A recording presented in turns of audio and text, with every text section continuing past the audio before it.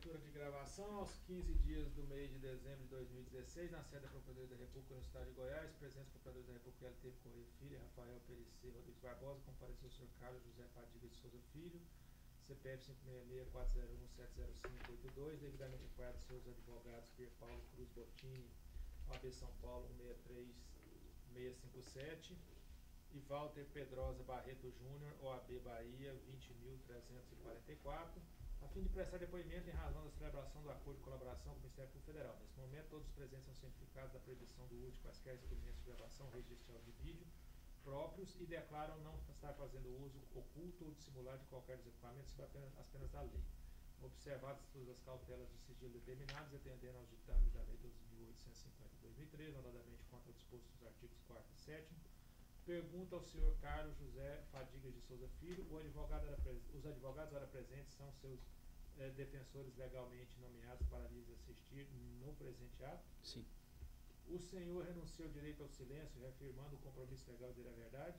Sim. O senhor pretende colaborar de forma efetiva e voluntária com investigações e processos criminais nos termos firmados com o Ministério Público Federal? Sim. O senhor, junto aos seus defensores, autoriza expressamente, está ciente do registro audiovisual do presente ato de colaboração? Sim. O senhor está ciente dos efeitos da colaboração premiada dependem de um ou mais dos resultados previstos no artigo 4º da Lei 2.850/2013? Sim. O senhor, no tocante ao anexo 8, consolidação do setor petroquímico, pretende responder às questões formuladas? Sim. Muito bem. O que o senhor tem a dizer sobre a consolidação do setor petroquímico no Brasil? Pois não. Eu preparei umas notas, se o senhor me permitir, para me ajudar até a lembrar dos dados, são vários anos, eu vou usá-las como guia aqui e ler um pouco delas, porque elas resumem já bastante. Assumi a posição de diretor financeiro da Braskem nos últimos dias do ano de 2006 e já no início de 2007 fui informado que estavam avançadas as negociações para a aquisição dos ativos petroquímicos do Grupo Ipiranga. Dado o perfil da operação do Grupo Ipiranga, que tinha ativos relevantes tanto no setor petroquímico como em distribuição de combustíveis, a aquisição da Ipiranga se daria em conjunto entre Ultra, Petrobras e Braskem. Com Ultra e Petrobras adquirindo os ativos de distribuição de combustível e com a Petrobras e Braskem adquirindo os ativos de petroquímica, já com a visão de consolidação posterior desses ativos dentro da Braskem e com a expectativa de relevantes capturas de sinergias, de economias aí. Apesar desse modelo de aquisição já estar definido quando eu retornei à companhia, quer dizer, quando entrei na companhia em janeiro de 2007, fiquei sabendo que a Petrobras inicialmente havia tentado adquirir sozinha os ativos petroquímicos da Ipiranga. Entendo que a decisão de compra compartilhada entre Petrobras e Braskem, ainda que para posterior aporte na Braskem, era uma forma de permitir que a Petrobras participasse da aquisição. E mais importante que isso, permitir que a Petrobras passasse a ter uma posição acionária mais relevante na Braskem, passando, portanto, a participar de maneira mais ativa no conselho de administração da companhia e, consequentemente, nas suas decisões estratégicas.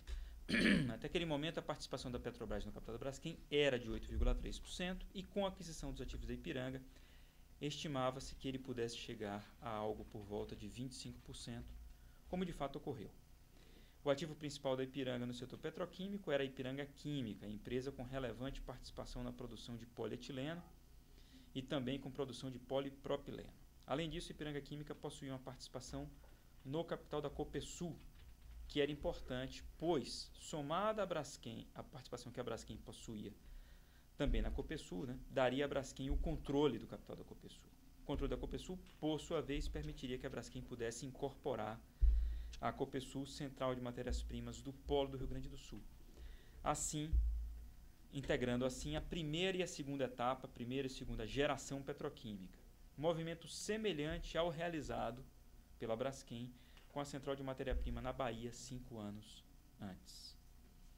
Em paralelo a esse processo, que permitiu unificar os ativos da Braskem, Ipiranga e Copesul no Polo do Sul, a Petrobras buscava solucionar um problema que tinha na Petroquímica Triunfo, na relação com seu sócio, a Petroplastic, da família Gorenzweig.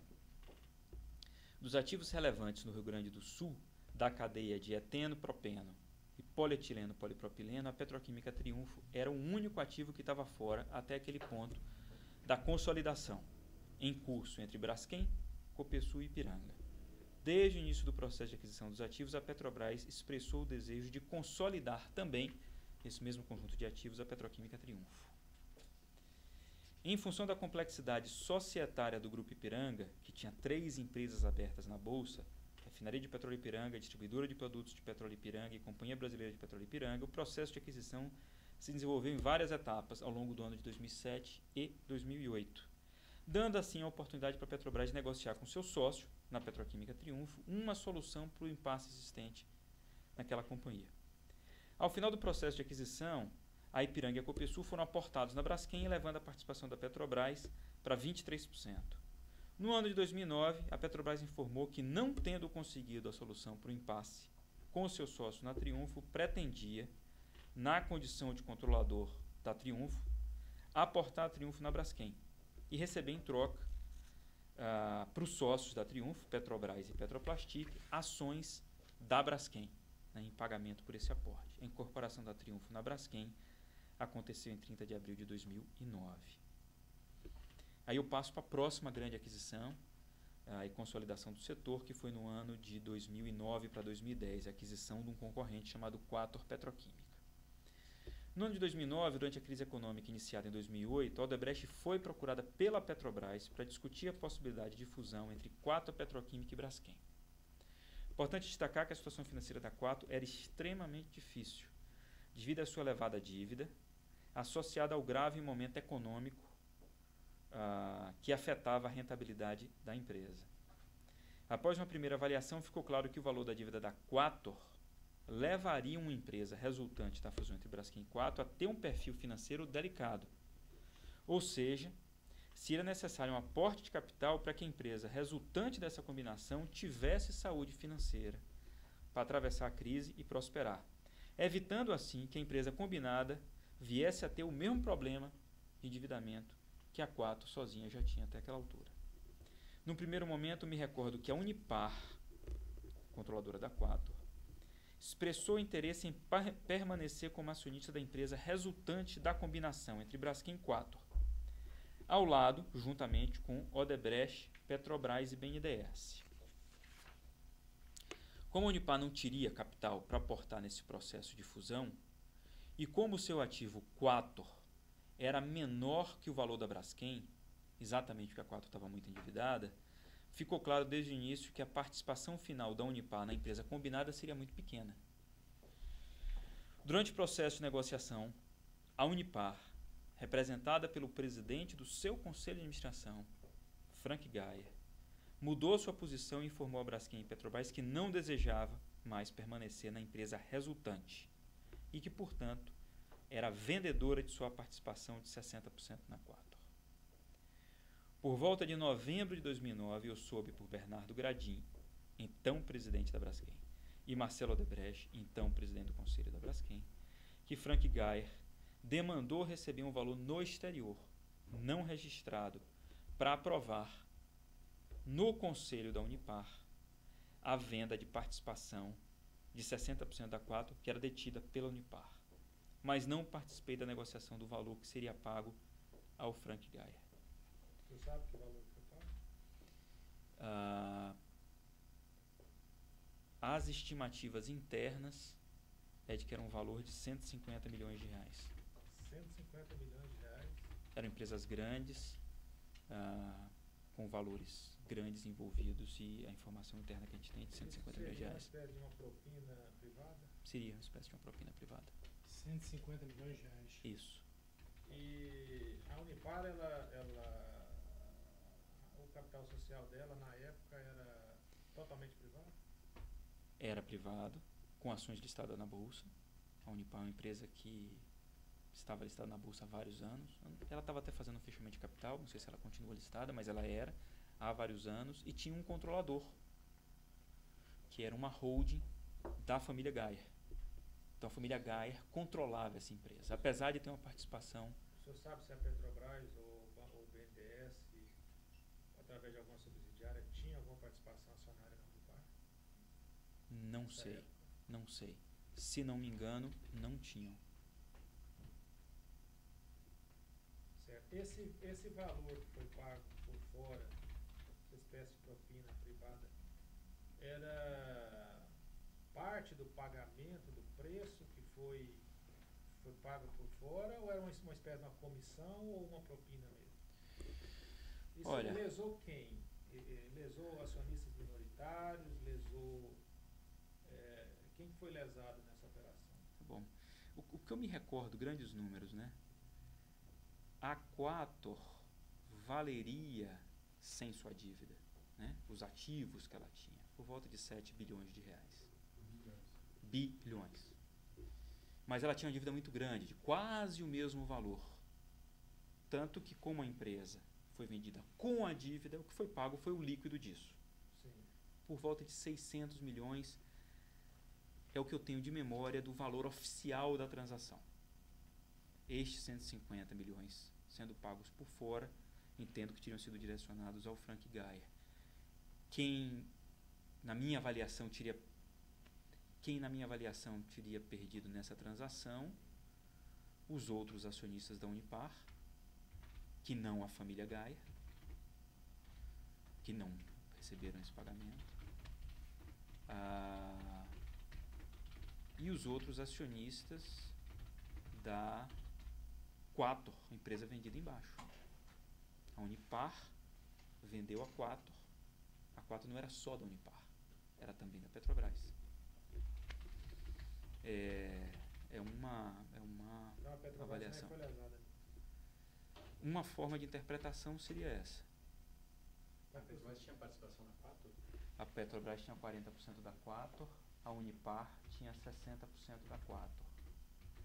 E na Quator, eu entendo que a família Gaia tinha por volta de 20% da Quator. A Petrobras tinha 40% do capital da Quator. E a Unipar tinha 60%. Mas ela manteve essa participação ou ela vendeu essa participação? Pois é, ela manteve essa participação, isso é um ponto importante. Ela manteve essa participação, migrando essa participação para dentro da Braskem. Esse é um ponto importante de fato. Quem vendeu efetivamente sua participação foi a Unipar. Certo, pode prosseguir. Pois não. Aliás, o número de 600 milhões que eu comentei está até aqui nas minhas notas, o que me ajuda a corrigir o valor. Esse pagamento foi feito, você estava dizendo... Exatamente. No exterior. Esse valor foi pago com o caixa 2 da Braskem. Sim. Nos anos de 2010 até 2012, talvez pelo montante ele tenha sido espalhado no tempo, de forma parcelada pela área de operação estruturada. Isso eu sei hoje, porque eu nunca fui consultado, tão pouco procurado para autorizar ou referendar tais pagamentos. Entendo que por serem compromissos pré-existentes firmados por Bernardo Gradin e Marcelo Odebrecht. A participação de 60% da Unipar na Quator foi comprada formalmente, oficialmente, por 650 milhões de reais. E os outros 40% da Quator, que eram da Petrobras, foram aportados na Braskem, tendo a Petrobras recebido ações da nova Braskem, dessa Braskem aumentada, né, já junta com Quator, em pagamento. Além disso, de forma a reduzir o endividamento da empresa combinada, Braskem mais Quator, foi feito um aumento de capital na Braskem, nessa empresa resultante, no qual a Petrobras aportou 2 bilhões e meio de reais e a Odebrecht aportou 1 bilhão de reais e o BNDES, também era acionista, aportou 270 milhões de reais. Após esse processo, a participação da Petrobras na Braskem passou a ser de 36%, a da Odebrecht passou a ser de 38% e o BNDES manteve sua participação, que era por volta de 5%. E o restante disso era negociado na Bolsa de Valores. Aí, num dos momentos mais difíceis dessa negociação, por volta de dezembro de 2009, quando se discutia exatamente o tamanho dos aportes de capital que a Petrobras e a Odebrecht deveriam fazer na Braskem, lembro de ter ido, junto com o Marcelo e com o Bernardo Gradin, que era o presidente da Braskem, para uma reunião em Brasília com o Luciano Coutinho. E pelo lado da Petrobras, o então presidente José Sérgio Gabrielli e os gerentes executivos Rogério Matos, que cuidava de novos negócios, e Paulo César Amaro Aquino, que cuidava de petroquímica. O presidente Lula tinha mandatado Luciano Coutinho como interlocutor para resolver o impasse de quanto cada um iria aportar. porque cada companhia queria que a outra parte aportasse mais recursos. Nessa reunião foi discutida a concessão de um contrato de nafta mais competitivo à Braskem para compensar economicamente a Odebrecht diante do aporte da Petrobras na operação, ou seja, a Petrobras eventualmente faria um aporte menor do que deveria fazer, mas compensaria isso vendendo uma matéria-prima num preço menor. Esse aporte da Petrobras era entendido como insuficiente para compensar o enorme endividamento que a Quatro, que era da Petrobras, traria para a empresa resultante. E também era entendido como insuficiente para que a Petrobras atingisse a participação acionária que desejava ter na empresa combinada, né? Então a Petrobras queria ter uma participação maior, mas estava trazendo uma empresa super endividada para juntar com a Braskem. Em outras palavras, o pleito da Odebrecht era que essa compensação se desse pela revisão do contrato de nafta assinado em 2009 com melhores condições de preço. Na reunião mencionada, Gabriele assumiu o compromisso de reavaliar o contrato de nafta, foi um compromisso assim mais aberto, digamos assim, após a conclusão da operação, de forma a compensar o Odebrecht. E Luciano Coutinho foi fiador do compromisso. Sei que após a conclusão da operação, esse compromisso foi cobrado por Marcelo e Bernardo Gradin, porém nunca foi cumprido, e o contrato de 2009 foi mantido nos termos originais até o seu vencimento, se não me engano, no ano de 2014. Não houve menção a isso nessa reunião, mas o episódio demonstra a importância política da consolidação do setor petroquímico, bem como o prestígio da Odebrecht com o presidente Lula. Carlos, só um segundo. Essa venda de nafta em 2009 foi tratada em algum momento anterior? Num dos relatos, e acredita-se que foi feita em condições vantajosas à Braskem, por conta de pagamento indevido a Paulo Roberto. O governo federal, como acionista controlador da Petrobras, foi acionado pela Odebrecht para resolver o impasse na relação entre Petrobras e Odebrecht em temas relacionados à Braskem, como esse episódio demonstra. E aí, para fechar, doutor, outro passo importante nas negociações da fusão com Quatro foi a insistência da Petrobras em reter o direito de apontar membros da diretoria da Braskem. O impasse se deu ali por volta de dezembro de 2010. Por parte do Odebrecht, tinha um receio de... Segundo, dezembro de 2010? Desculpe, dezembro de 2009. Tá. Não, só para ficar... Eu me enganei. Por parte do Odebrecht, tinha um receio de que a Petrobras utilizasse esse direito para fazer indicação política na Braskem. O que chamou a atenção é que os representantes da Petrobras nessa negociação pareciam dar mais, ou tanto ou mais importância a isso, do que a própria discussão de condição econômica, né, que tipicamente é o mais importante, né, as condições econômicas, a ponto do processo negocial ter ficado suspenso por várias semanas em razão do impasse. O assunto foi levado à então ministra e presidente do Conselho da Petrobras, Dilma Rousseff, que em reunião com Marcelo, acredito eu, por volta de dezembro e janeiro, definiu a solução. A Petrobras assegurou o direito, via acordo de acionistas, de indicar um membro da diretoria estatutária da Braskem, que era o diretor de investimento.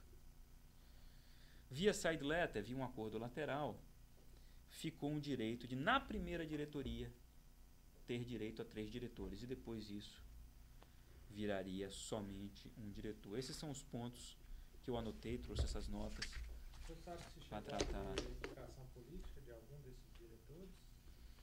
Eu conheci os diretores que foram colocados pela Petrobras nessas posições, inicialmente 3 diretores e depois isso diminuiu.